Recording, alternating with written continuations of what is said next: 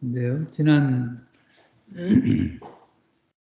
시간에 절반 정도 했고, 복습의 내용을 호세아서 9장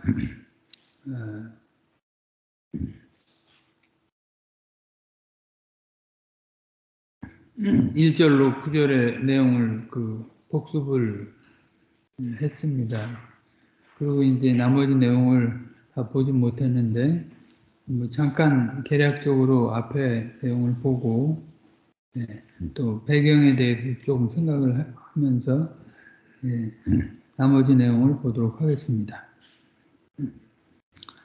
지난 시간에 말씀드렸듯이 호세아서의 그 머릿말은 1장에서 3장이라고 말씀드렸습니다. 호세아가 사역을 한 시기가 여로보암 2세 이제 말기 즈음이 되는데 그때서부터 이제 여기 뭐 성경 기록으로는 히스기야 때까지지만 이제 아무튼 호세아 이제 여로보암 2세 이후에 이제 불과 한 30년 정도 지나서 나라가 완전히 몰락하지 않습니까? 그런 상황 속에서 중간에 이제 또 디글랏 빌레셀이라고 하는 아수르의 유명한 불왕이라고 알려진 그런 존재가 이제 와가지고 730 저희가 그 연대에는 몇 년씩 차이가 있는데 4년에서 한 3년, 2년까지도 보기도 하는데 주전 그때 이제 다 1차 포로들이 돼가지고 끌려가고 저희 아수르 여러 강가에 흩어지게도 했잖아요. 아무튼 그렇게 험난하게 이제 종말을 향해서 달려가고 있는데 호세아 선지자를 통해서 북쪽 이스라엘은 이미 언약의 계보에서 이제 벗어나 있는 존재들이지만 그리스도 안에서 이제 그리스도가 오실 때까지는 할 일이 있었기 때문에 이제 그들을 계속 일깨우고 돌이키도록 했습니다. 그러나 선지자의 말을 듣지 않았죠. 여로보암 때 그렇게 나라가 부요하고 우시아 때니까 이제 남쪽은 우시아고 위쪽 북이스라엘은 여로보암 있을 때인데 그때 굉장히 번성을 했거든요. 다윗과 솔로몬 때만큼 그렇게 번성을 했어요. 근데 그 번성을 한 이유가 그들이 뭐 잘해서가 아니고 오히려 이제 아수르나 애굽 쪽에서의 그 내부적인 사정 때문에 그렇게 그쪽을 돌볼 여지가 없었습니다. 그래서 그 사이에 그렇게 번성을 했어요. 또 뭐 역사의 주인은 주님이시니까 그냥 아수르가 침공하게 하는 것, 뭐 애굽이 침공하게 하는 것도 다 주님의 주권에 달려 있는 거잖아요. 이거 우연한 일들이 아닙니다. 그런 게 다. 그냥 세상의 정치의 논리, 국제 정세의 논리 때문에 싸움이 나고 그러는 것처럼 보이지만 실제 그 주권자는 주님이시거든요. 그 주님이 이제 다 주관하셔서 그런 일들이 있는 겁니다. 그래서 사실은 북쪽 이스라엘에 대해서 계속 기회를 주잖아요. 너희들이 그 세속 종교, 바알 종교, 이제 그게 혼합 종교인데 그 당시만 해도 지금 발견되는 그 고고학 유물들을 보면 그 여호와와 아세라를 막 섞어버리는 그런 일들을 했어요. 그런 참 말도 안 되는 일을 한 거죠. 그런 속에 주님께서 호세아 선지자를 통해서 이제 일깨우는 건데 그것도 뭐 제사장 그런 선지자로서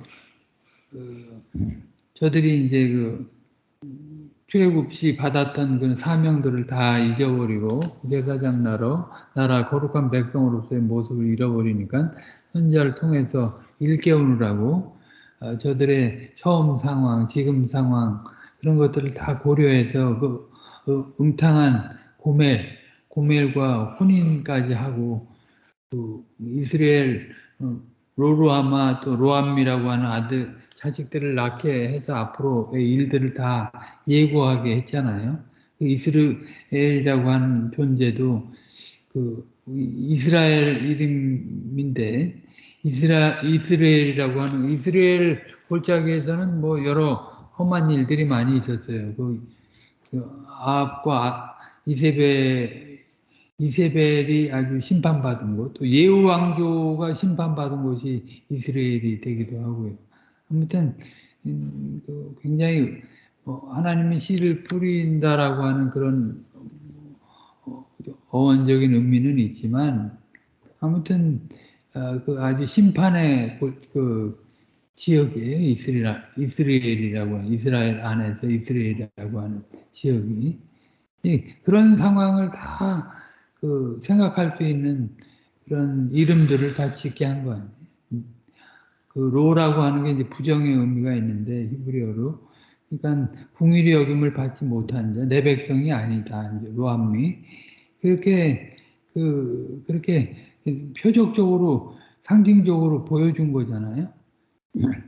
그러고 이제 계속 선자를 통해서 결국은 호세아서는 처음부터 끝까지 뭡니까? 돌아오라고 하는 거예요. 회개하고 돌아오라고. 14장에서도 나오고 우리가 지난 시간에 살폈지만 그렇습니다. 그런데 저들은 듣지 않아요. 그 당장에 무슨 큰일이 날 것 같지 않으니까 듣지 않습니다. 그냥 자기들이 살던 대로 살려고 하는 거죠. 그래서 그 심판이 선고되는 겁니다. 4장에서 7장까지 1차 심판에 대한 내용이 있고 또 8장에서 10장까지 2차 그런 심판에 대한 또 하나님의 궁유를 대조해 가지고 저들의 죄를 살피면서 그들에게 임할 그 심판에 대한 내용을 분명하게 얘기합니다. 굉장히 사실은 그 호세아서를 보면 선지자의 그 표현이 굉장히 극렬합니다. 창기,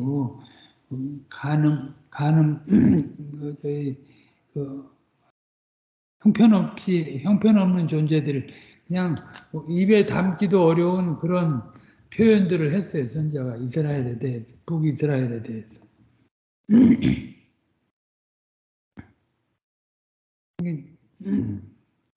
그 8장에서 10장 사이에 이제 우리가 가장 핵심적인 내용이 되는 9장 1절로 17절의 내용을 보고 있는 건데,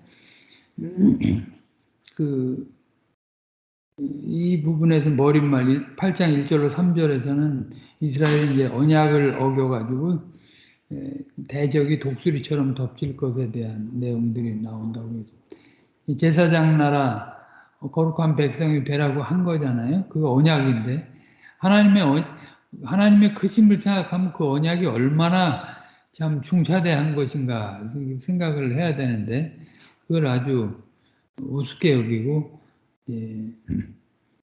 우상 숭배하고 또 하나님을 왕으로 모시지 않으니까 세상 왕 같은 그런 존재들을 구하고 그런 잘못들을 저지르는 거예요. 이스라엘의 범죄가 그 두 가지 죄악이 그거 아닙니까? 우상 숭배하고 왕을 구하는 거.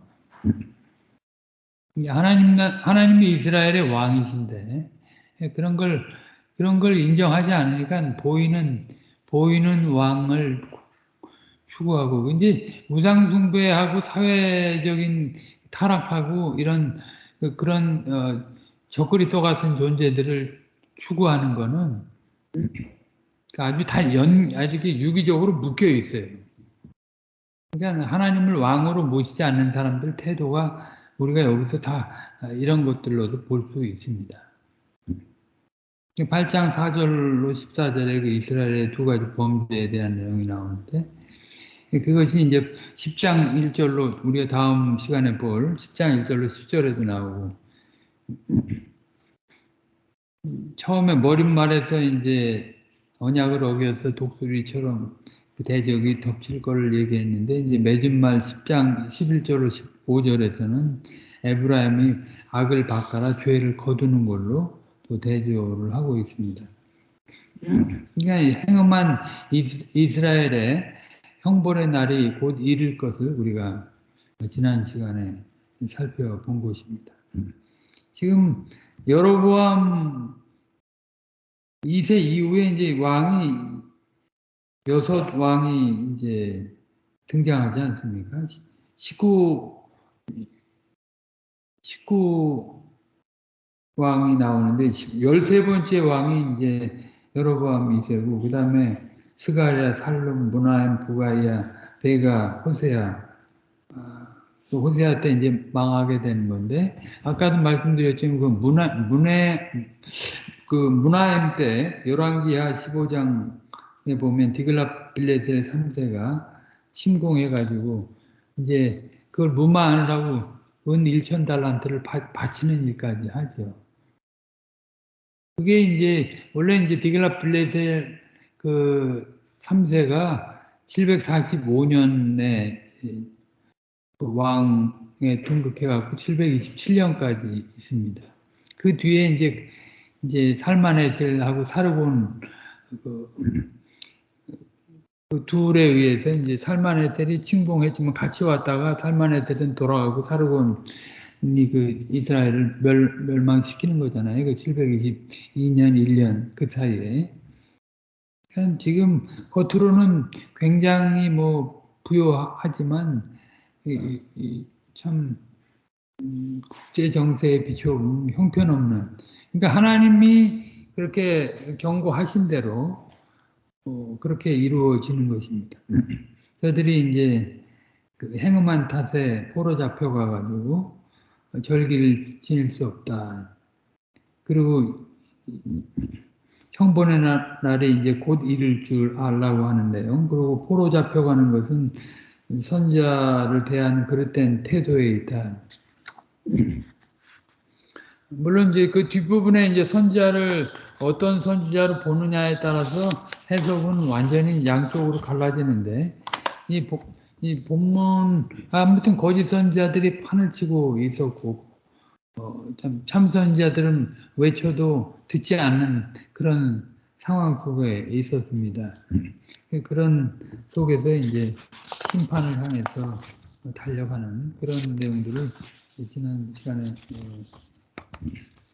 봤습니다. 오늘은 그 이후에 거기에 짝이 되는 좋은 열매였던 이스라엘을 하나님께서 버리실 것에 대한 내용입니다. 9장 10절부터 17절까지.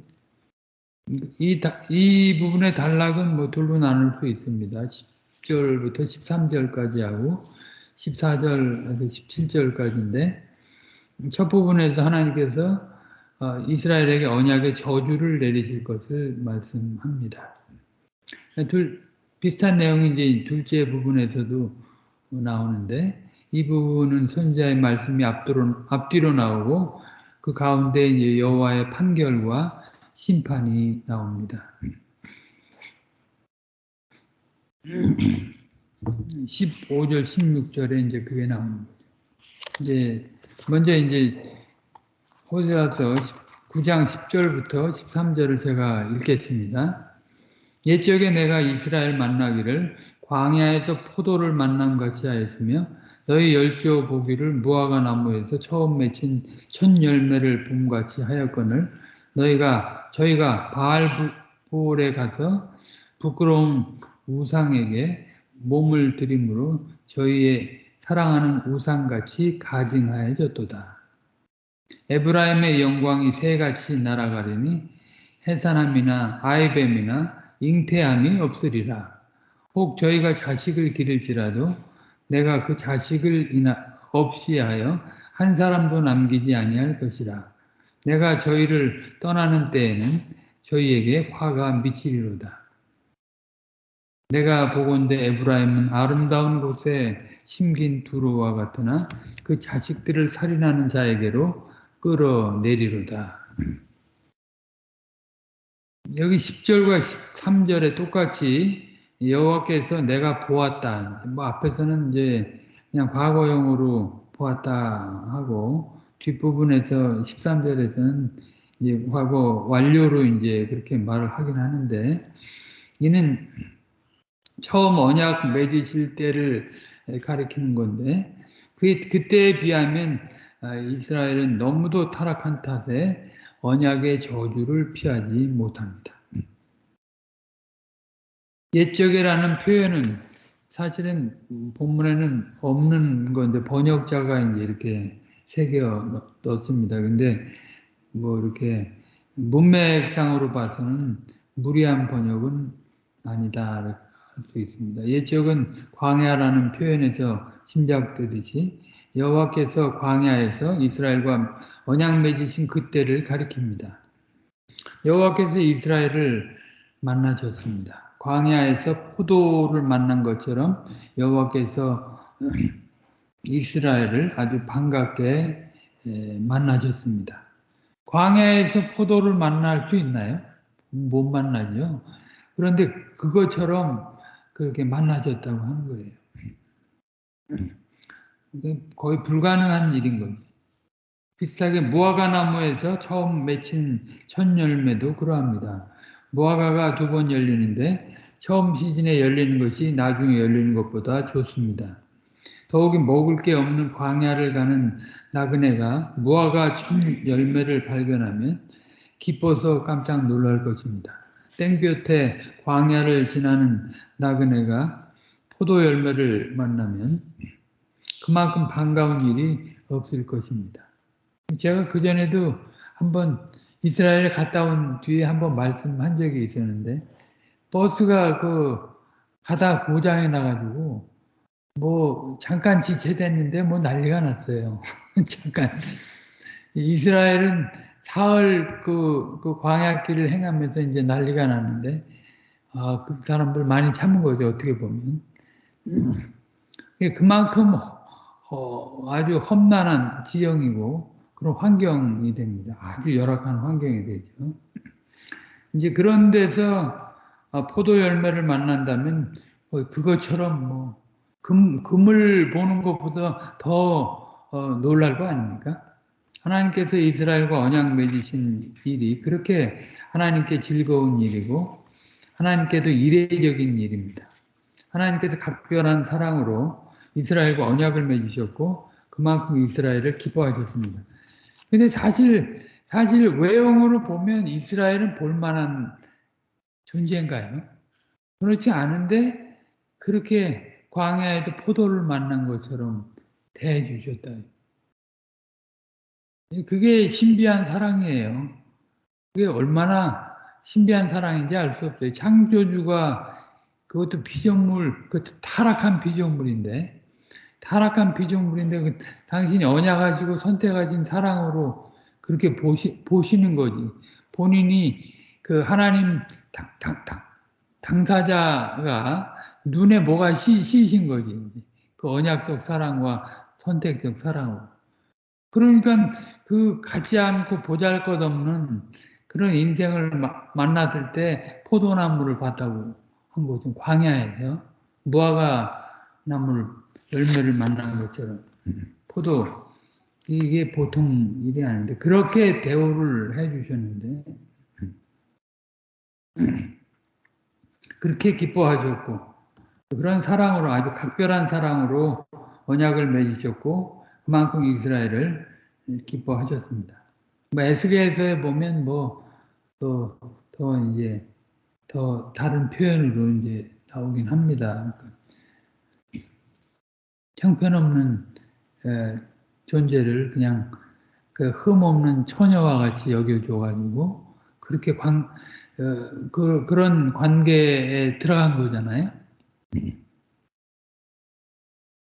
물론 이스라엘이 여호와와 언약을 맺을 만한 했던 것은 아닙니다. 모세가 교훈한 대로 이스라엘은 열국 중에서 가장 수요가 적은 보잘것없는 민족이었습니다. 신명기 7장 7절에 신명기 9장 4절에 보면 저들이 선택된 것은 의로워서가 아니고 민족들의 악함을 인해서 여호와께서 그들을 내 앞에서 쫓아내려고 선택하셨다 이 말이에요. 그러니까 하나님 앞에서 내세울 것이 하나도 없어요, 사실. 오히려 부름받은 것이 영광이고 감격이고 놀라운 일이죠. 나 같은 주제에 그 주님이 그 거룩한 일에 쓰시려고 부르셨다. 내가 의로운 것도 없고 우리가 뭐 외적으로 대단한 것 전혀 없었는데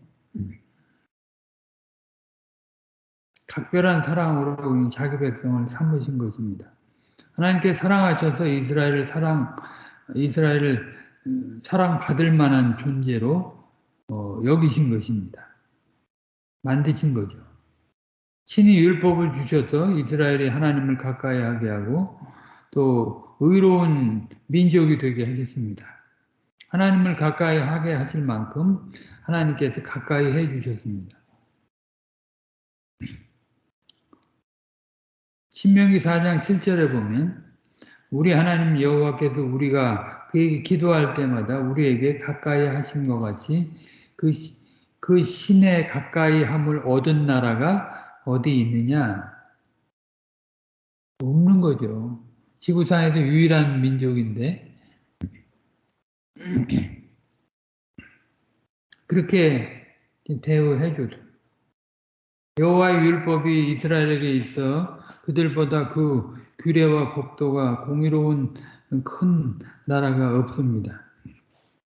우리 선조들 생각하면 그때 그 연도를 생각해 보세요. 주전 15세기 생각하면 우리는 뭐 구석기 시대 뭐 이제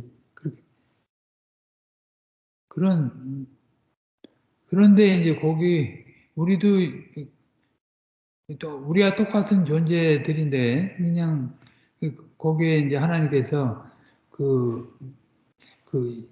그들의 그 존재 정체를 알게 하고 그 사람답게 살아갈 수 있는 모든 여건을 만들어 주시고 또 법을 주시고 그렇게 하셨으니까 그게 뭐 얼마나 놀라운 일입니까? 하나님의 사랑이 이스라엘을 하나님 앞에서 귀하게 만든 것입니다. 하나님의 주권적인 사랑이 아니면 우리는 설 수 없어요. 늘 우리가 뭐 주일에 주님 앞에 나아가지만 나갈 수 없는 존재예요. 그리스도 안에서 불쌍히 여기시고 사랑 안고 가시니까 우리를 업고 가시니까 우리가 사랑받은 존재로서 주님께 좀 머리를 들고 살아갈 수 있는 거죠. 그런 사랑에도 불구하고 저희가 바알보올에게 가서 저희의 사랑하는 우상같이 가증하여 됐습니다. 보올이라고 하는 것 지역명인데 그냥 아주 그 크신 우리가 이 우주를 생각해 보세요. 이 태양계만 해도 뭐 1000억 개 그런 그 별들이 있고 그런 태양계가 뭐 수천억 개가 아직 밝혀진 것이 뭐 겨우 그거고 그 이상 전혀 모르잖아요. 그걸 만드신 분이 얼마나 크신 분입니까? 그런데 지금 지역의 한 달, 그 풍요의 신처럼 만들어버려. 그것만도 못하게 만들어버려. 인간 안에 다 가둬버리는 거예요. 이게 자기라고 하는 그 우상에 다 가둬버리는 거예요.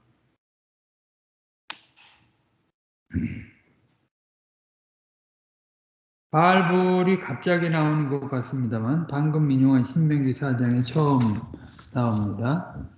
신명기 4장 3절에 보면 여호와께서 바알볼의 일을 인하여 행하신 바를 너희가 목도하였거니와 바알볼을 좇은 모든 사람을 너희 하나님 여호와께서 너희 중에서 진멸을 하셨을 때 이스라엘이 가나안에 들어가기 직전에 바알볼을 음란하게 섬긴 탓에 하나님께서 모압 여제사장과 더불어 우상 섬긴 자들을 진멸하셨습니다. 민수기 25장에 나오지 않아요?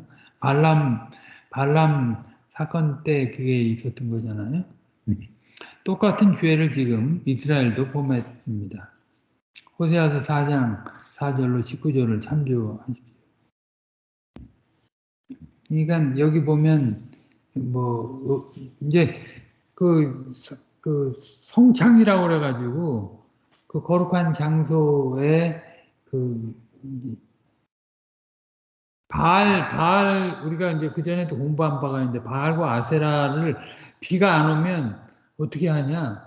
이 아주 그냥, 아주 음란한 그런 것으로 하늘을 자극해가지고 하늘에서 비가 떨어지게 한다는 거죠. 바알과 아세라를 자극해가지고. 그래서 그렇게 성창들이 그런 것에 있었던 거예요. 그렇게 한 것입니다. 하나님의 거룩한 사랑을 받고서도 음란한 우상 숭배에 빠졌습니다. 이것이 바로 가증한 것입니다. 사랑의 하나님께서 언약의 땅에서 잠시도 보고 두실 수 없는 그런 죄입니다. 언약의 땅이 더러워져서 저들을 택해가지고 몰아내시려고 하는 건데 그걸 답습하고 있으니 하나님이 이스라엘이 하나님을 가까이하여 그 영광을 뵙고 그 영광을 드러내야 합니다만 이스라엘은 그 영광을 수치로 바꾸어 버렸습니다. 그 영광이 새같이 날아가리니 그 비느하스의 아내가 아들을 낳고 죽어갈 때 아들의 이름을 이가봇이라고 했지 않습니까? 영광이 떠나갔다고. 그보다 더 두려운 일이 이제 일어날 것입니다. 이스라엘이 새 잡는 사람이 새를 잡듯이 선지자의 말씀에 반발하더니 그들의 영광이 새처럼 달아나고 여호와께서 그들을 새 잡듯이 도망가는 길 위에 그물을 쳐 두실 것입니다. 이스라엘의 영광은 제사장 나라로서 하나님을 가까이 하여 하나님의 거룩한 영광을 배웠고 거룩한 뜻을 함께 받들어 거룩한 백성답게 살아가는 데 있습니다. 그게 이제 사명이라고 그랬잖아요. 두 가지 사명. 제사장 나라로 살아가는 거하고 거룩한 백성으로 살아가는, 서로 합력해가지고 말씀에 순종해서 그렇게 살아가야 되는데, 그런데 제사장 나라와 거룩한 백성의 사명을 저버리는 죄를 범했으니 그 영광은 사라질 것입니다. 하나님이 사랑의 하나님이시지만 공의를 배제한 사랑의 하나님은 절대 아닙니다.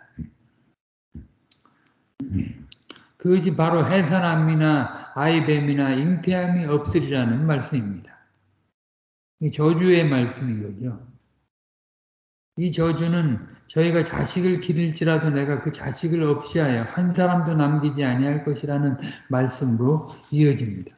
그냥 언약 백성이 제대로 살지 않으면 그 자식이 다 그렇게 된다.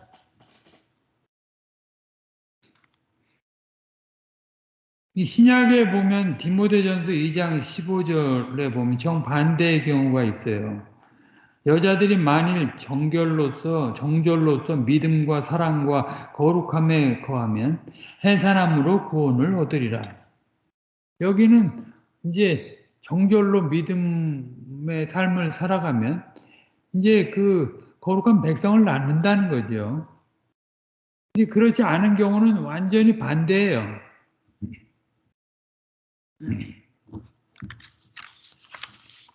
언약의 복이 이스라엘에서 사라지는 것입니다. 언약의 후사가 없어지는 것은 그저 인구가 줄어드는 게 아닙니다. 하나님께서 아브라함에게 언약의 후사를 주시는 것이 오실 메시아와 하나님 나라에 관한 약속이듯이 이 저주는 언약을 저버린 이스라엘의 멸망을 가리킵니다. 이 언약 백성은요, 그 언약 자체가 영광이고 축복이지만 언약 백성은 책임이 있어요. 의무가. 하나님께 대해서, 이웃에 대해서 언약 백성으로서 의무가 있어요. 그 예배를 잘 드리고 그 안에서 같이 교제하고 봉사하고 또 증거하는 그런 책임을 하는 거죠. 이 교회가 이제 그 실체로서 그 일을 하는 거잖아요. 구약에는 모형적인 그런 역사였지만, 그러니까 신약에 살아가는 사람들이 구약의 그 어떤 큰 선지자보다 더 큰 존재라고 그렇게 말하는 겁니다. 실체 안에 살아가니까. 근데 이 실체 안에 살아간다고 하면서 여전히 우상 숭배하고 세상을 쫓고 사회적 그런 공의와 정의를 다 저버리고 하나님이 왕이신데 그 하나님 이외에 다른 걸 왕으로 섬기고 살아. 뭐 우리나라 교회가 지금 뭐 미국을 의지하지 않으면 큰일 날 것처럼 지금 난리 피고 일본도 마찬가지고 그런 지금 세상 아니에요? 하나님 오직 하나님을 바라고 하나님의 공유를 바라고 이 나라의 민족이 보존되고 그 이 말일에 그 역할을 다 할 수 있게 해야 되는데 그런 걸 그 뭐 그야말로 부대를 만들어 가지고 뭔 일을 하고 그런 그러니까 이게 참 무서운 일입니다 사실. 이게 실체 안에 있다고 하면서도 그렇다면 아주 무서운 일이죠. 그러니까 주님이 이런 저주를 내리는 것은 멸망입니다. 그들이 받을 저주는 바로 내가 저희를 떠나는 데에 있고 저희에게 화가 미치는 것입니다. 주님이 이제 우리를 외면하면 끝장나는 거잖아요. 이스라엘이 망할 때 모든 사람이 전멸하는 게 아닙니다. 포로로 잡혀간 사람들이 모두 자식 없이 망하는 것도 아닙니다. 그들이 아수르에 망하거나 다른 나라들에 흩어지는 것은 여호와께서 자기 백성을 떠나셨기 때문이고 그들에게 등을 돌리셨기 때문입니다. 복의 근원이신 하나님께서 떠나셨으니 남는 것은 화뿐입니다. 우리에게 본래 있던 것은 화를 불러오는 것뿐입니다. 근데 사실 이 화도 아주 궁극적인 화는 아니죠. 다시 돌이킬 마음, 저들의 상황을 다 아시고 심판을 하시지만 또 스스로 언약하시잖아요. 다시 돌이키려고, 돌아오게 하려고. 그러니까 그 심판이 완전한 심판이라고 그러면 끝장나는 거지만 다시 이제 돌아오는 걸 생각해 보면 참 주님의 긍휼이 참 크다 하는 생각을 해봅니다. 아무튼 그래도 이제 그 공의를 저버리는 것에 대한 언약을 저버리는 것에 대한 언약적 책무를 저버리는 것에 대한 그 심판은 받는 것입니다. 그래서 그렇게 나타나는 거죠. 우리에게 사실 본래 있는 것은 화를 불러오는 것뿐입니다. 참된 복은 오직 은혜에 있습니다. 하나님을 가까이 하는 것이 그게 우리의 복이다. 이제 지난 시간에도 말씀했지만 시편 73편 28절에 그 내용이 나옵니다. 그리고 13절에 말씀드린 대로 10절과 짝을 이루는데 내가 보건대 하신 것은 내가 광야에서 만났다 하신 것을 가리킵니다. 하나님께서 에브라임과 언약 맺으신 덕분에 이스라엘은 아름다운 곳에 심긴 두로와 같았습니다. 아름다운 곳에 심긴 나무는 하나님의 언약을 상징하는 이미지 중에 하나입니다. 출애굽기 15장의 모세의 노래나 이사야 5장의 포도원의 노래가 바로 그 교훈을 담고 있는데 이제 여기서 두로를 언급한 것은 정확하게 그 뜻을 알기 어렵습니다만 두로가 이제 단단한 방어벽과 풍성한 무역을 자랑했던 것처럼 이스라엘도 하나님의 언약 안에서 그처럼 풍성한 추수를 거두고 외적인 그 공격에서 보호를 받을 것을 가리키는 듯합니다. 어쩌면 호세아 선지자가 활약하던 시대에 이스라엘이 번영과 안정을 누리면서도 우상 숭배한 것을 꼬집는 것인지도 모르겠습니다. 그런데도 이제 이스라엘은 그 자식들을 살인하는 자에게로 끌어내릴 것이다 했습니다. 주님이 계속 경고를 하는데 자식들은 자꾸 그 또 자기가 생각하는 그 바알의 시장에다 내놓는 거예요. 그러니까 그 끌어내리는 거죠. 마땅히 하나님 앞에 바로 서야 할 때로 끌어와야 되는데 당장 그게 안 보이니까 눈에 당장 보이는 크게 보이는 것 세상 쫓아가면 뭐 금방 뭐 될 것 같은 그런 생각을 못 버리니까 자식들을 다 거기다 쏟아 넣는 거예요. 그러니까 죽는 거죠. 결국은 그 지난 시간에도 말씀드렸지만 하나님의 심판은 의지하는 것에 의해 심판당하게 한다. 이 말이에요. 아수르를 그 의지했잖아요. 그 북쪽 그 문하임도 뭐 은 1천 달란트를 바치고 그냥 겨우 그랬는데 나중에 아하스도 그 본받고 아하스 남쪽 이제 침공 받을 때 그거 뭐 있는 왕궁에 있는 금이고 은이고 다 뜯어다가 또 갖다 바치는 그런 일을 또 거기 그들의 가장 큰 신전 같은 데서 그거에 압도돼 가지고 거기 있는 것들을 또 끌어다가 또 저기 여호와의 성전에다 갖다 놓는 그런 악행을 저질러. 그냥 에스겔 선지자가 그 성전 안을 가만히 구멍을 뚫고 쳐다볼 때 1월 성신을 섬기는 거. 그런 일들을 다 한 거예요. 혼합 종교죠. 세속 종교고 혼합 종교. 이 교회를 오늘날로 치면 교회를 다니는데 세상에 대한 미련을 절대 안 보는 거예요. 하나님을 찾아도 그걸 이루기 위한 하나님을 찾는 거예요. 그러니까 그 당시에 이제 여호와와 아세라를 막 섞어서 결과를 내려고 했듯이 오늘날도 마찬가지예요. 이스라엘이 이제 여호와의 집에서 쫓겨나는 내용이 14절로 17절에 나옵니다. 제가 읽습니다. 여호와여 저희에게 주소서 무엇을 주시려나이까 청컨대 배진 못하는 태와 젖없는 유방을 주시옵소서. 저희의 모든 악이 길갈에 있으므로 내가 거기서 저희를 미워하였노라. 그 행위가 악함으로 내 집에서 쫓아내고 다시는 사랑하지 아니하리라. 그 방백들은 다 패역한 자니라. 에브라임이 침을 입고 그 뿌리가 말라 과실을 맺지 못하나니 비록 아이를 낳을지라도 내가 그 사랑하는 태의 열매를 죽이리라. 저희가 듣지 아니하므로 내 하나님이 저희를 버리시리니 저희가 열국 가운데 유리하는 자가 되리라. 이 부분 역시 앞부분과 같은 주제를 다룹니다만 특별히 선지자를 듣지 않는 이스라엘에 대한 선지자의 기도가 앞뒤에 나옵니다. 요컨대 중간에 여호와의 말씀은 선지자의 기도에 대한 응답입니다. 선지자가 앞뒤로 주소서 하고 가운데 주시려나이까 하고 여쭙습니다. 여쭙지만 실은 자기가 바라는 것을 구하는 것입니다. 선지자는 배지 못하는 태와 젖없는 유방을 이스라엘에게 주실 것을 구합니다. 이게 저주를 선언하는 거잖아요. 얼른 생각하면 호세아가 모세와 다른 태도를 취하는 것 같아요.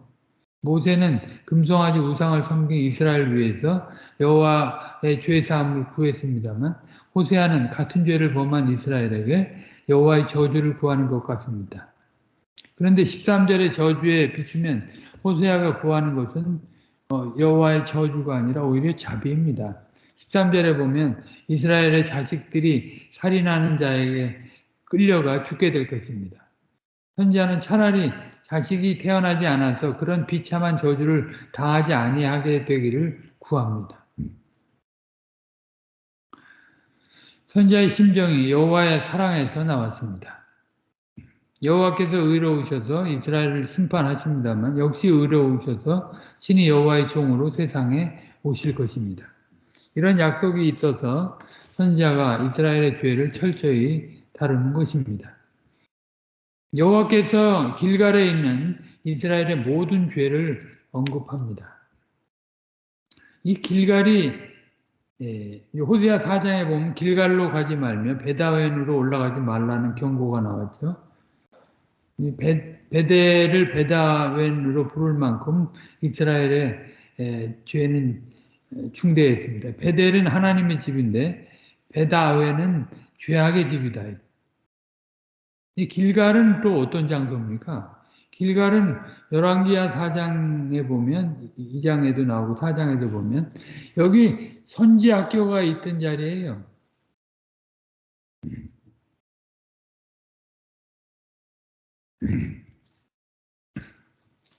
그런 데서 이제 별 행음을 하고 그러니까 참 선지학교가 있었던데 그 죄는 무엇보다도 행음이고 길갈에서 행한 모든 죄가 바로 그것입니다.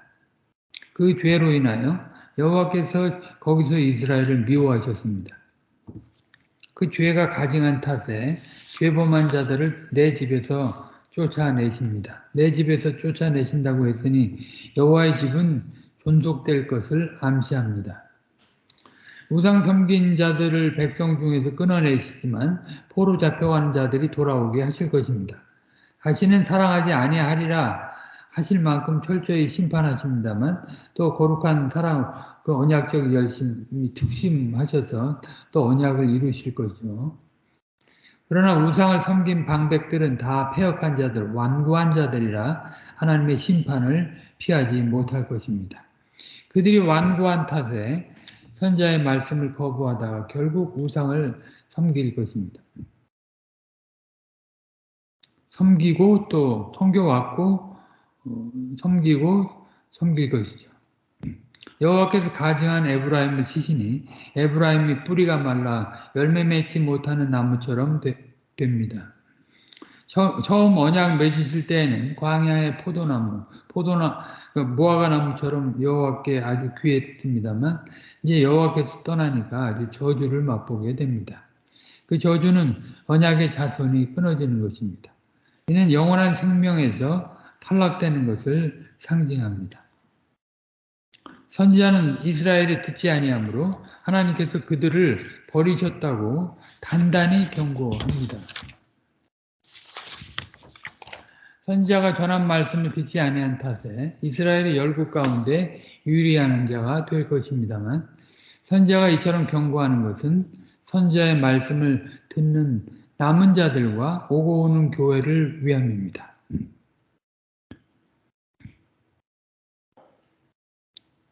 엘리야가 갈멜산에서 바알과 아세라의 선지자들을 이겼습니다만 나만 남았다고 호소할 만큼 백성들은 주께로 돌이키지 않고 오히려 이세벨도 자기를 죽이려고 했습니다. 이세벨의 손에 죽느니 차라리 하나님께서 친히 자신의 생명을 거둬주시기를 선지자는 바랬습니다. 그때 여호와께서 그를 통하여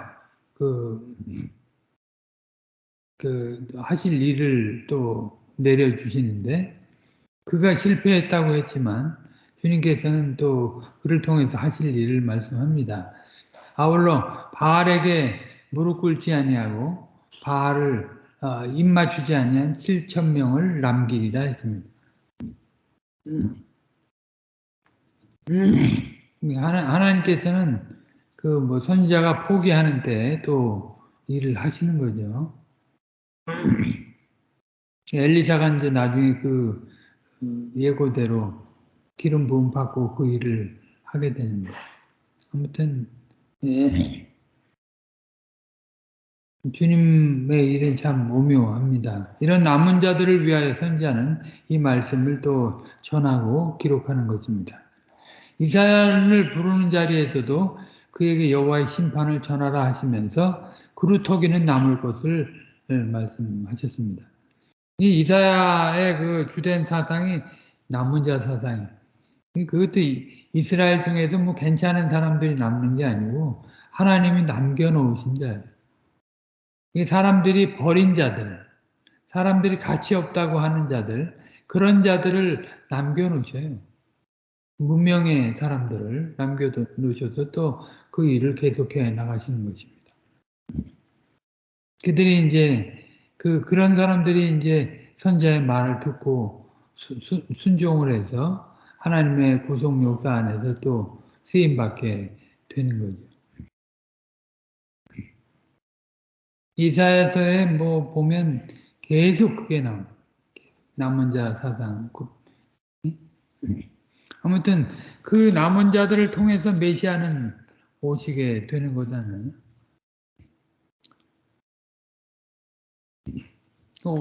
실제 이제 그 메시아가 오셔서 지금 구속의 일을 이루시고 언약의 주와 종이 되셔가지고 언약의 제물로서 십자가에 죽으시고 또 죽은 자 가운데 사흘 만에 다시 살아나셔가지고 하늘에 오르셔서 지금 말씀과 성신으로 그 통치하셔 나가는 것 아닙니까? 참 약하고 천하고 미련한 자들을 부르셔가지고 세상에서 강하고 똑똑하고 뭐 그 지혜롭다고 하는 사람들을 물리쳐 나가시는 거예요. 그러니까 우리가 그런 뭐 어떤 그런 존재들 같은데 우리가 절대 이런 거울과 같은 일들을 다시 되짚어 보면서 이런데 휘둘리지 않아야 됩니다. 세상에 그냥 세상은 그냥 뭐 강대국들 싸움 속에 그 어떻게 살아가는 것도 아니고 이 나라가 존속하고 또 패망하는 것도 이 나라의 정치를 잘하고 못하고가 아니에요. 사실은 우리가 그 남은 백성들로서 할 일을 할 때 하나님께서 그 심판도 유보하시고 연기하시는 거죠. 그런데 우리가 세상을 따라간다면 이제 더 볼 것도 없죠. 더 볼 것도 없이 주님이 뭐 여기 뭐 태문을 닫은 것 그 이상의 엄중한 심판이 있을 것입니다. 하나님의 은혜가 아무튼 엄청 크지만 하나님의 공의도 분명히 있다 하는 사실을 잘 기억하고 우리가 이 시대를 살아가야 하겠습니다. 기도하겠습니다. 거룩하신 아버지 하나님, 오늘도 저희가 또 호세아서 본론의 내용 중에서 그 두 가지 범죄를 한 이스라엘의 그 심판에 대해서 상고하였사옵나이다. 이스라엘은 분명히 광야의 그 포도와 같이 또 광야에서 포도를 만난 것 같이 또 무화과 나무를 만난 것처럼 그런 대우를 받으면서 주의 언약 백성이 되었고 제사장 나라로서 거룩하게 살아갈 칭모를 받았지만 그 거룩한 처소에서 오히려 바알을 섬기는 그런 행태를 보이므로 엄중한 심판을 받게 되었사옵나이다. 사랑의 하나님께서 끊임없이 선지자를 통해서 돌아오라고 외치지만 저들은 끝내 돌아오지 아니하고 자기의 갈 길로 가서 결국은 하나님의 신명기적인 심판을 피하지 못하고 당하고 말았사옵나이다. 선지자가 그렇게 엄중한 그 이미지가 담긴 그런 말씀으로 경고하고 돌이킬 것을 외쳤지만 저들은 그것을 미친 것처럼 여기고 오히려 거짓 선자들의 말을 들으며 결국 몰락의 길로 나아갔사옵나이다. 사실 이런 속에서 저희들이 무엇을 배워야 하는지 자명하게 드러나옵나이다. 주님께서 그들의 그러함에도 불구하고 스스로 매이신 언약적 열심에 특심하셔서 그리스도가 오시기까지 역사를 이끌어 가시지만 그 남은 자들을 통해서 그 일을 이끌어 가시옵나이다. 결국 이스라엘의 주축이 되는 그런 세력들이 온전히 살지 못함으로 심판하시고 그 남은 백성들을 통해서 그 일을 이루어 가신 것을 보옵나이다. 이것은 오늘 살아가는 우리에게도 큰 거울이 되는 줄 아옵나이다. 우리는 진실로 구약의 성도들이 꿈꾸고 바라던 그런 실제 속에 살아간다 하면서 저희가 그 사랑을 배척하고 세상을 따라간다면 육신대로 살아간다면 사단의 미혹을 받는다면 저희들은 참 비참한 말로를 피할 수 없을 것이옵나이다. 정신을 차리고 내가 전파한 복음에 내가 버림이 될까 두려워하는 마음을 갖게 하시고 이미 얻었다 함도 아니요 온전히 이루었다 함도 아니라 그리스도 예수 안에 잡힌 바 된 그것을 잡으려고 쫓아가노라고 하는 바울의 고백처럼 저희들이 경건하게 경성하며 주님 오실 때까지 전진해 나갈 수 있게 하옵소서. 주님께서 우리를 부르신 그 사명, 제사장 나라로서의 사명과 거룩한 백성으로의 사명을 조금도 잃지 않고 하루하루 의미 있게 살아가는 저희들이 다 되게 하옵소서. 모든 걸 주께 의탁드리고 감사드리며 우리 구주 예수 그리스도의 이름으로 기도 올려옵나이다. 아멘.